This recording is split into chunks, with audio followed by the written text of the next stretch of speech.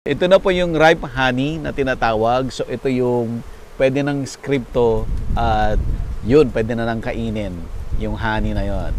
Nakita natin yung ripe honey at ngayon ay pupunta tayo sa extraction room, sir. Yes po. I-extract natin yung honey at doon first time tayong makakatikim ng honey na nanggaling talaga sa hive, no? Yes. At yun ay totoong 100% honey. Pure Pag-aaralan natin honey. ngayon yun, ano yung lasa nun, para lahat ng honey nasa bahay natin, masasabi natin yan kung fake o hindi. Kasi wala daw ibang way, the best way para malaman kung totoong honey yan, ay kung alam mo ang totoong lasa ng totoong honey.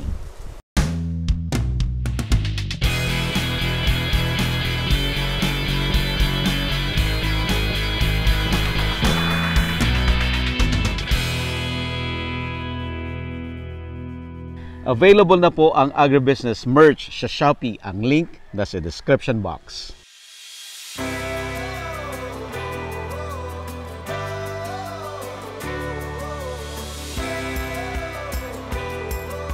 Sir, parang nagiging aggressive na siya. Baka kailangan natin magganon? Hindi naman po. Hindi naman? Yung mga bees po kasi, lalo na yung mga nasa ibang beehives, Oo. naamoy nila na may pagkain dito, kaya yun, nagrarag po sila.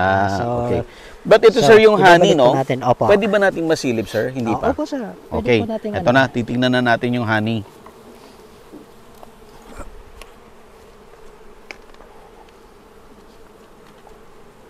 Parang gusto ko to. Kung may oras lang ako.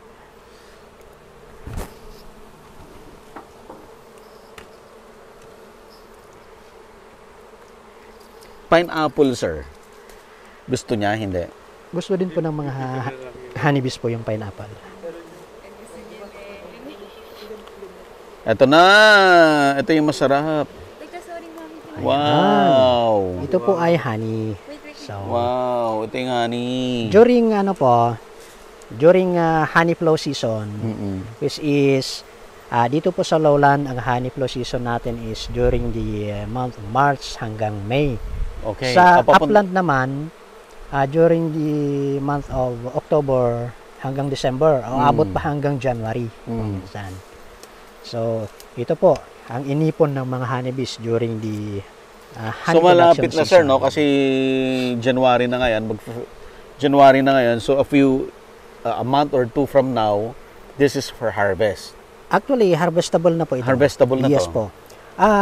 Kapag sealed na po yung honey, pwede na po yung i-harvest. I-harvest. Actually, we term that as ripe honey already. Oh. Or harvestable honey. Kapag wala pa pong wala pang takip, kung minsan hindi pa namin hina-harvest kasi medyo mataas pa po yung moisture content niya. So, ang desired po kasi na moisture content ng honey is 18% pababa. Especially during sa mga temperate areas. Pero dito po sa atin sa tropics, we accept 20% na water content ng honey. Kasi mas mainit po dito sa atin. So, kapag hinarvest na po natin ito, ang ginagawa lang during harvesting is isi-shake lang po natin yung mga bees. So, Ganyan lang. Opo. Kung hindi po natin kayang i-shake, we have the bee brush. Dito sa Pilipinas kasi hindi pa natin alam yung bee brush. Okay. Yung barber's brush, yung fine barber's brush, yung para malambot. Barber? Opo. Pwedeng Bili ganun po tayo. mo. Yun po yung pang brush po natin. I-brush natin yung mga bees para maalis sila dito. And then ilalagay ito po yung Are we? To. So, i-brush na lang po natin na ganyan yung mga bees na nakakapit. So, ayan. Pero dapat mabilis din po yung brush natin kasi bumabalik po sila. Oo. Kapag natanggal na, ilalagay na sa empty box na ganito. And then, from here, itatransfer na doon sa ating extraction unit. Ganun Doon, po. meron mo bang ready for extraction tayo, sir? Pwede mo natin ma-demo yun? Pwede naman po. Ayan, Okay, pwede po. Yes, nice. Harvest po tayo ng ating honey frames or honeycombs.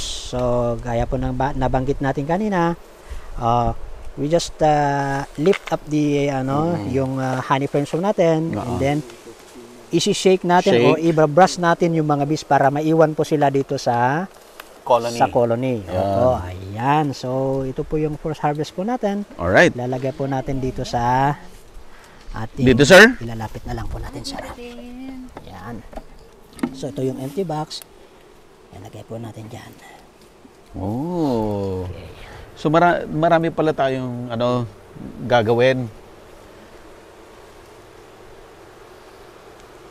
So ibabrush natin. So, isik ko muna, sir. Ay, shake muna. Para makabawasan at least. Yun. Ayan. Yan, wala na. Wala.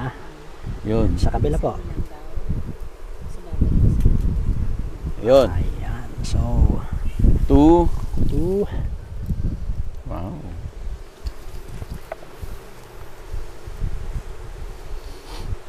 First, Hindi sila magtatapo kung naubusan ay nawalan sila. yun, sir. Hindi Paano naman yun, po. sir? Kasi literally, inaagawan natin sila ng pagkain.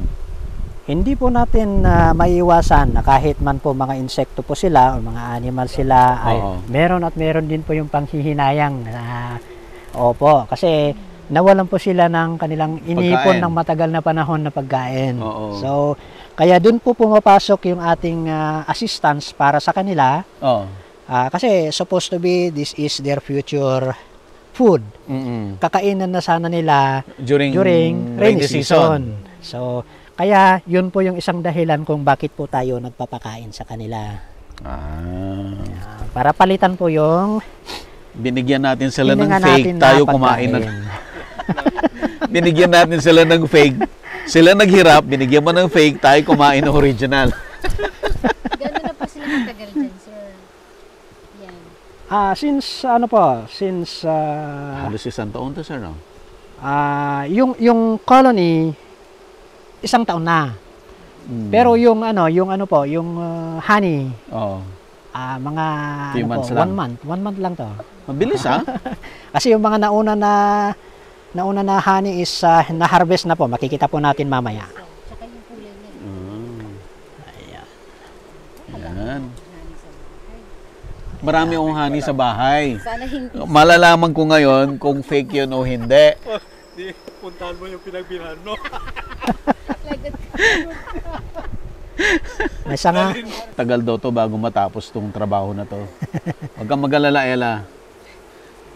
Magsasawa tayo dito. Maya-maya ayaw mo na. Meron pa, sir. Ay, kukunin ba to? Kailangan ko na. Hindi, kukunin mo yung buong 5 lang po. batch. Ay, Yung 5 lang. capacity po Okay kasi na to? ng extractor natin is 5 lang. 5. Opo. Para hindi po. Kita ko yung mga vlog ni sir kayo lumapit. Ito parang sister yun Hello, sir. Pinapanood ko yung Buddy mga po. vlog ni sir. Anong pangalan Thank niya you. na sir? Buddy, sir. Buddy. Buddy Gansenya. Apo. Nakapanood kita ko kasi yung Ayan. ano pa niya. Isa siya yun sabi ko pero mas So, from the Mas gwapo ako sa personal, sir, no? After harvesting. Okay, sir. Pasensya na, sir. May commercial. Okay, sir. Okay, so from the apiary po, after harvesting, dadalhin na po natin yung mga harvested honey frames or honeycombs doon po sa ating extraction unit. Opo. Okay, let's go. Pahawak po, sir. Mabigat pala to. Sir, kaya mo ba? Yes Okay, po. let's go. Kakayanin po para sa inyo. dito bakit yung tricantira? Bakit namumulaklak? Mumulak. Yung pagkain nga ng manok sa kababoy, siya yan. Kaya ito manpere ito. Tapos kinakain din ng honey, sir? Hindi ko alam sir kung pupuntang honey dito. Okay. So, andito na po tayo sa extraction room. Honey extracting room. Wow. Lamig dito,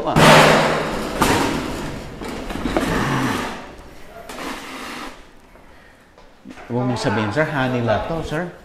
Yes po. Honey lahat yan? Yes po, sir. Bigyan natin si sir ng gown. Sige, sir. Sige, sir. So, honey po lahat to. Honey lahat yan. Wow. Hindi yung screening first sir. Screening pa? Malalaki po na lang yung slide mo. Mabita. Sasalain pa, sir. Sasalain pa po.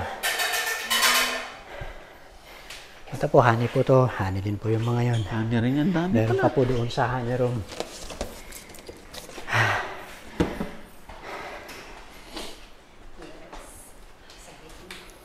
Ang laking pera pala nito. kailangan mo ng extraction. Kung wala kang extraction, ganyan lang, paano ang Mahirap. Ano naman po, Puspusob lang? yes po, yung mga iba ang ginagawa is kinakat na po ito. Yung ginagawa Kinakat nila. Opo. Yung mga iba naman, para hindi masira yung nasa gitna, yung foundation, in-scrape na po ng kutsara. And then pinipiga. Okay, maggagaon tayo.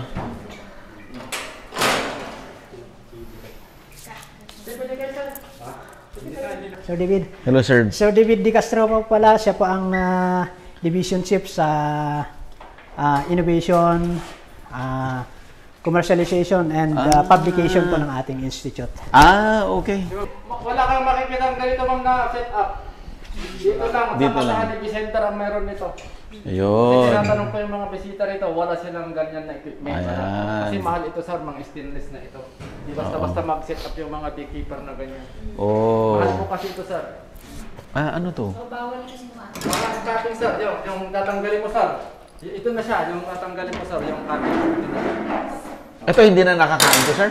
Pwede pa yan sir, basta yung fresh kasi ito, matagal na ito mag-absorb ito ng moisture. Pero Okay. matagal, okay yan sir. Yung bago pwedeng kainin. Oo, pwede sir. Ito po ang pwedeng gawin yung honey vinegar at honey wine. Honey wine ito, sir. Pwede to. Honey vinegar. Gusto ko yung honey wine.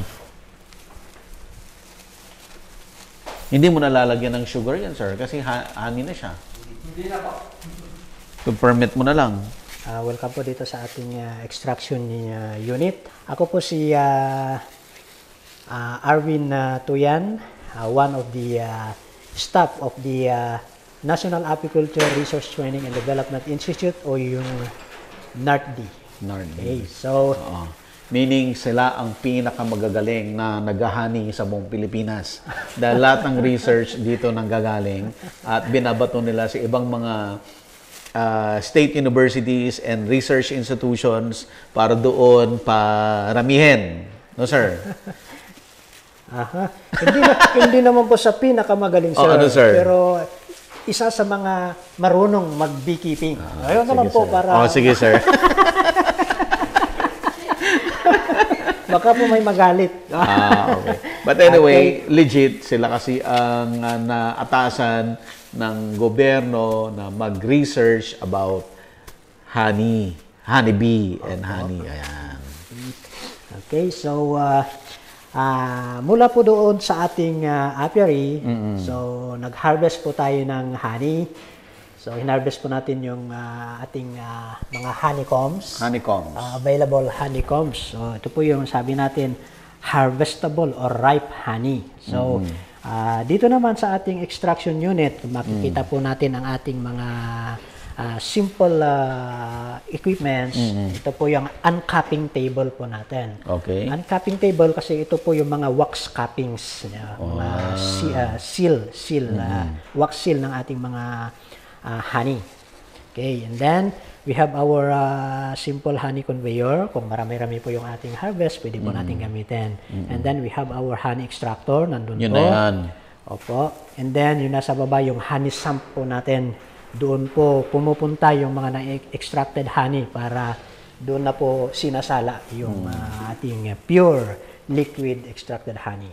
Okay, so dito sa ating uncapping table, dito tinatanggal po yung mga wax cappings. Okay. Ito po mga wax po yan, takip po ng ating mga honey. So tinatanggal po natin using itong uncapping fork. Okay. Pwede rin po yung kutsilyo, i-slice lang po natin yan. Pero kung minsan, meron po kasi yung mga malalalim, hindi po masyadong makapal yung ating honey frames, kaya gumagamit po tayo nito.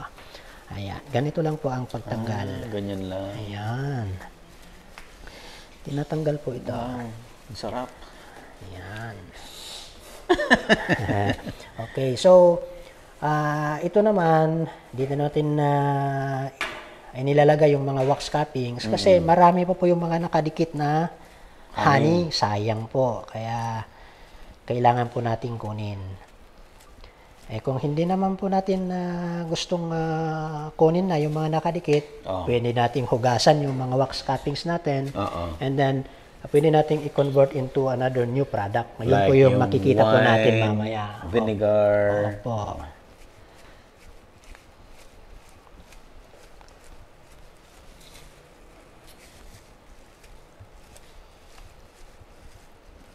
Yellow talaga yung kulay ng wax, sir. Oh. Opo, kapag bago pa po yung newly build up po yung wax or yung comb, talagang dilaw po ang Yellow. kulay. Pero habang tumatagal po, nagiging darker po siya. Okay, so pwede niyo pong subukan. Kayo po ang magtanggal.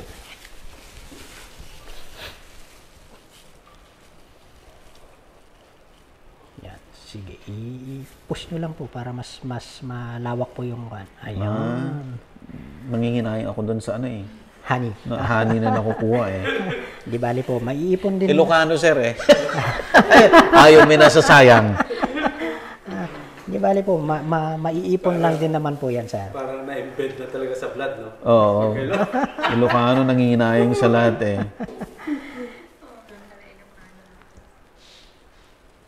Ang dami nang nakuha mong honey. Yun na nga eh. Pasok mo din na dito. Daddy, i-scrape off mo na dito. Nakakalaway tuloy. Yun nga eh. Ikaw naman? Ako, try ko. Sige. Parang gusto kong kainin tong na-script ko. Pwede po, sir. Pwede po. Pwede? Pwede sipsipin, opo. Huwag lang pong lulunukin yung wax. Yung wax. Opo. Kasi hindi po nadadigest po yung yung wax. May kutsara ba dyan? Naka-gloves ka naman. Okay ka naka-gloves. Basta wag lang kainin yung wax. Opo. Sipsipin lang po. Iyan mo na dito. Iyan mo yan. Hindi, ginaganon dito. Yan. Sarap? Nako. Anong lasa? Huwag mo kayo Ang sarap. Okay, sir. Fruity. That is pure honey. Hindi. Fruity. Fresh from the Ito. Hindi, ito pwede rin to. fresh from Pwede rin the dito mag-start. yes po, kahit saan po.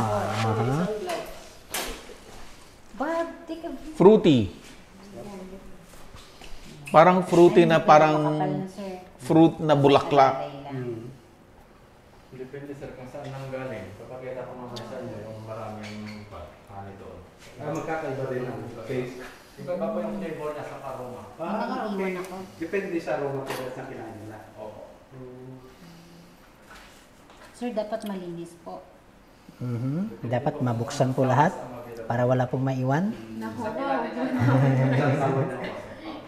So, sunflower pala yan. Sunflower. Sunflower po. White sunflower. Yeah. Malapait. Masarap pala yung wild Ano lang fruit. po, ganyan din po, kaya lang brown siya. Hindi golden yellow na ganyan ang copies niya. Medyo brownish siya. Uli kayo try mo, minsan lang to, di ba sir, no? Oo. Yeah. So, tingnan kayo kasi mayroong ganyan ngayon eh. Isa po kayo actually sa mga pinakamaswerte po na bumisita po sa amin kasi nataon sa May honey ongoing. production. Yes, Yes. sir. Yes, sir.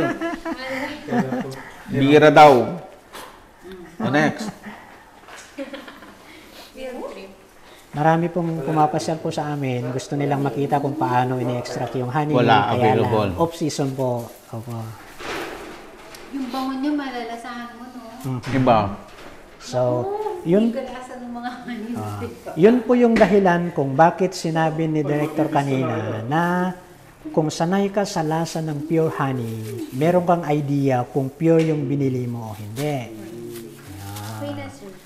Ayan. Sir, sige sir, Manning. Kulit ko lang yung isang So, ito po, Gusto ko rin dito. Yeah. Tikman ito mo. pong natanggalan na po ng wax cappings ay ilalagay na po natin direkta na doon sa ating hindi, sa ano na, diretso na sa extractor sir para hindi na mag-spill doon. i-adjust mo konti. Sige, okay lang. Yan na. Sayang oh. Dito. Gagawin natin sa kanya sa pwede yung honey vinegar yan. Ayan. So, ayan isa. 5 po ang capacity ng extractor natin kaya tapusin po natin lahat. Tapusin natin. Sir Manny, huwag Hindi mo masyadong sasayang mali, ha. sir. Basta, ayan. Yun.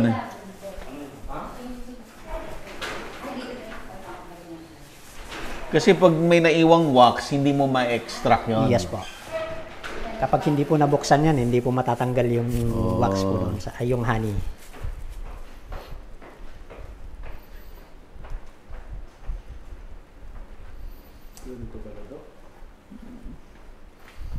Ayun, kunin mo, Sob.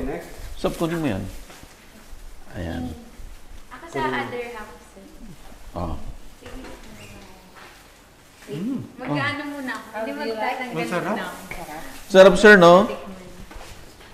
Parang first time ako nakatikim ng ganito kasarap na honey. Ibig sabihin, first time ako makakain ng totoong honey? Oo.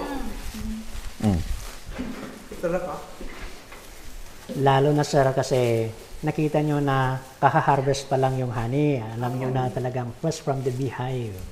Kaya sarap na sarap po tayo dyan talaga. Nakatigim na ako ng totoo. Isa po na way para malaman natin kung ano, at least may idea tayo kung fake or hindi yung honey na binibili po natin. Dapat alamin po natin yung source. Yung source. Opo. Alamin natin kung beekeeper ba talaga siya, nag-aalaga siya ng mga honeybees, o native honey gatherer ba siya. Ayun po.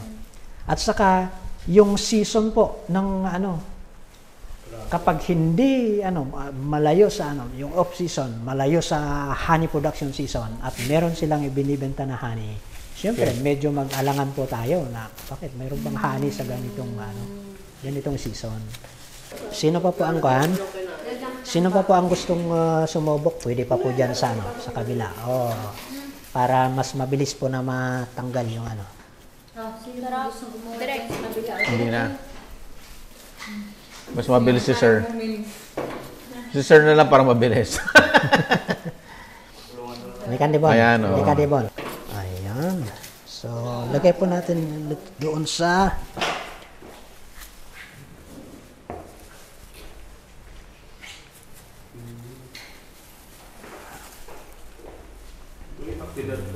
Sa mga health,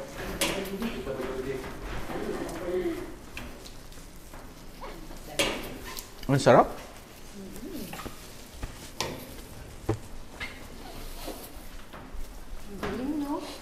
Ano siya, yung fruity.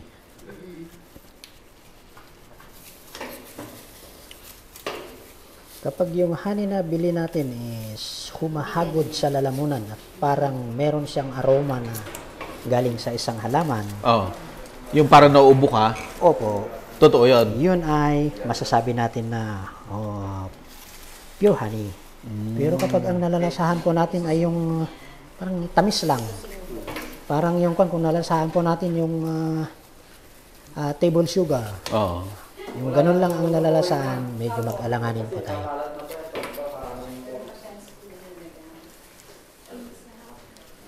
Ang sarap niya.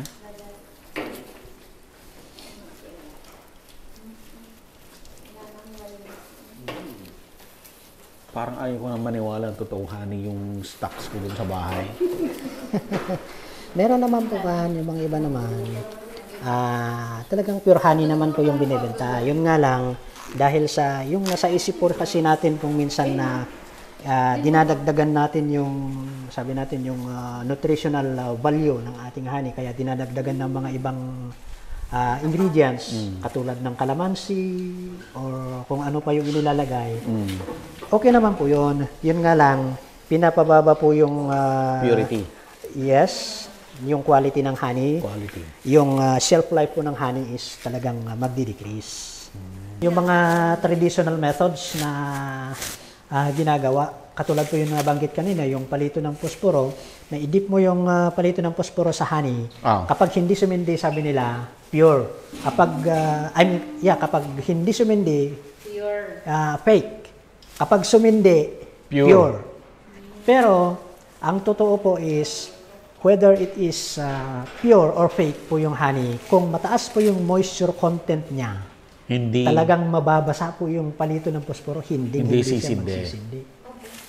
Pure man o hindi. Kapag tapos na nating na-uncap, natanggal, dito na yung extraction po natin. So, paikutin lang po natin itong extractor na yan. Okay, sir. tatalsik na po yung laman na honey. So, aagos doon na po, lalabas na po doon. Ayan. Sir, pakita natin tumatalsik. Okay. O, dito po, dito po. Pwede po natin buksan. Ayan.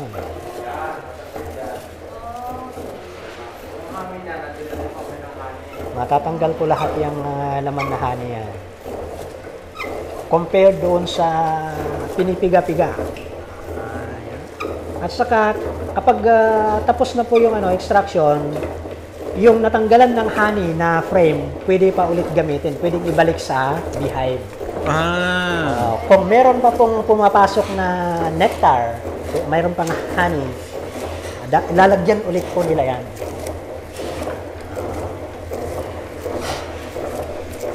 Dami ba, oh?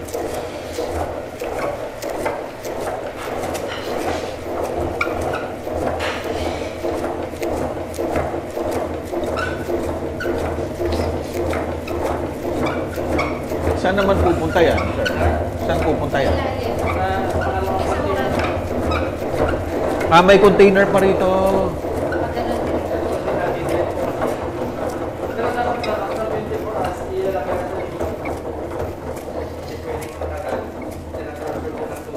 Oh, I see. Ay, abos na, sir? Pag naubos na po yung sa kabila, babalik ta rin na po natin. Hindi pa tapos. Dumikit yata. Dumikit. Dumikit na yata. Malakas yata yung pag ko. Ayan. Baliktaran lang po natin.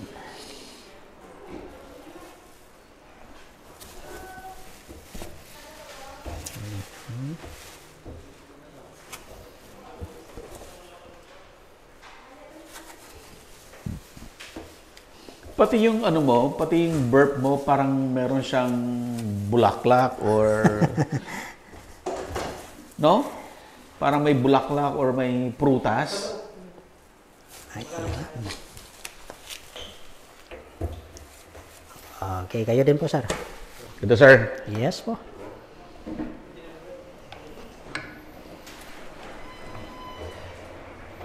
Ayun, tumatalsik na yung mga honey. Tumatalsik. Opo, yun po sila. Umagos na.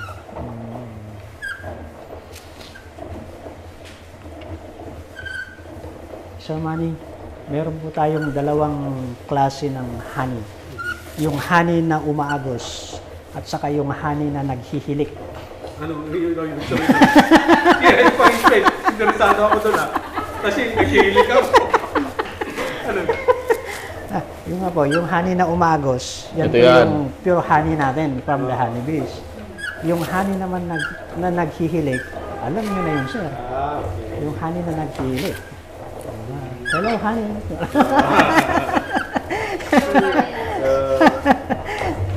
Iba pala yun.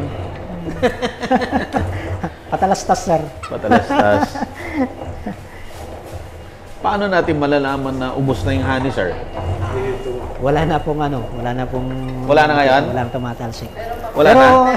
hindi po natin mauubos talaga lahat-lahat yung meron. Lalo na kapag masyadong malapot, sir, yung honey. Oh. Kaya, ang ginagawa namin, kapag binabalik na lang sa bahala na yung mga honeybees na linisin yung kakainin na nila. Opo, kakainin nila. And then, i-repair po yung i-repair nila yung comb. Opo. Ayan. Marami pa? Nakikita mo?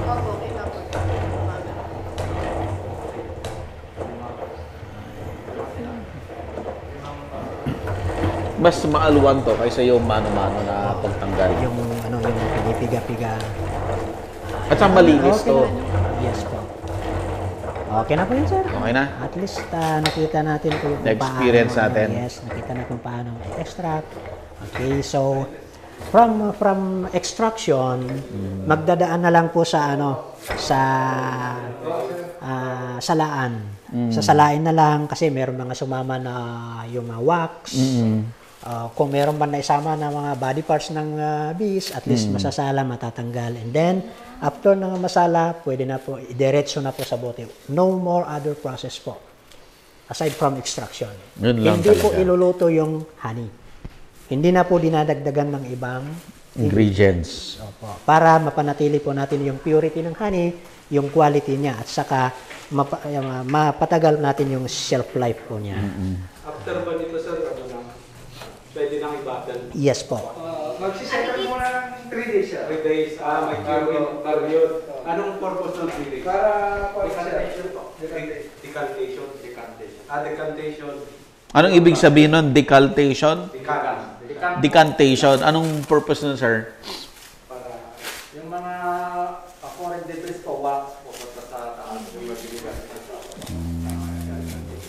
Yun ang decantation na sinasabi. So, minimum of 3 days. Ayan. 3 days.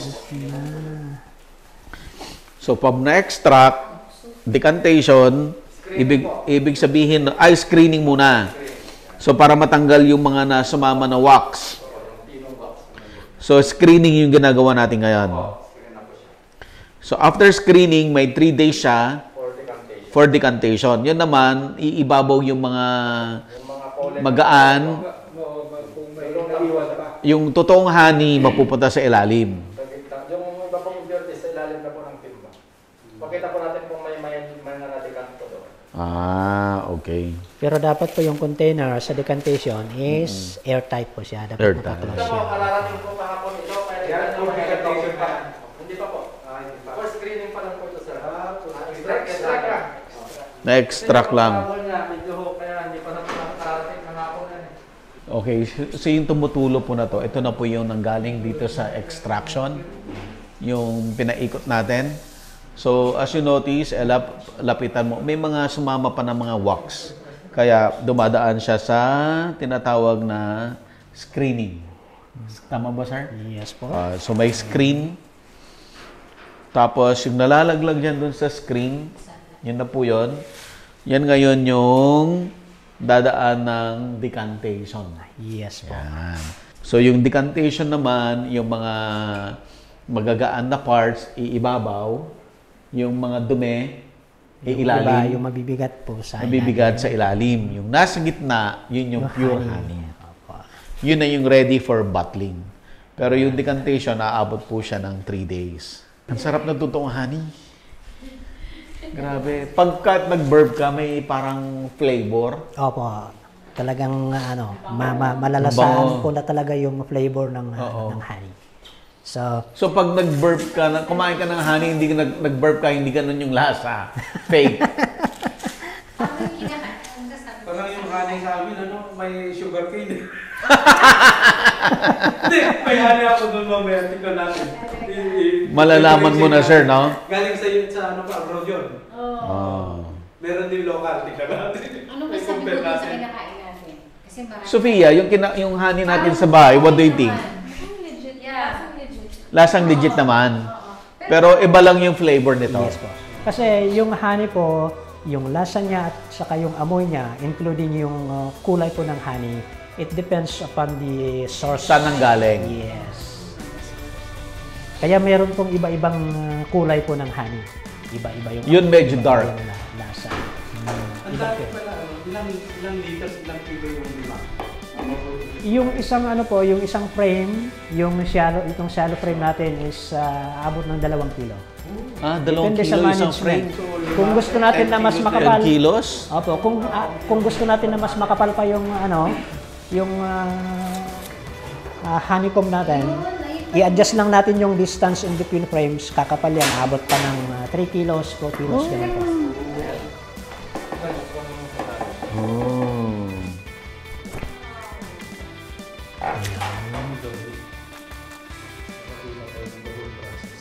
Kaya yun pong yung isang Mabilis na yan kung pinalitan natin yung screen kanina. Kaya lang kakaunti na. Mas maganda kung mas mabagal na ganyan. Mas maganda pag mas mabagal. Para talagang matatanggal yung Galing. So, yan na po sa Ito na yung for decantation yan. ready na po yan for bottling. after 3 days. 3 days pa. At wala na kung ano na pang ilalagay. Wala na po. wala na. Sa bukasan na lang po yung bote. For Saka dry dapat yan. Hindi na sterilize po natin. Matrabaho pa po yun kasi after sterilization, quality control cycle. Available na po ang Agribusiness merch sa Shopee. Ang link nasa description box. Agribusiness, how it works. Instruct, inspire, succeed.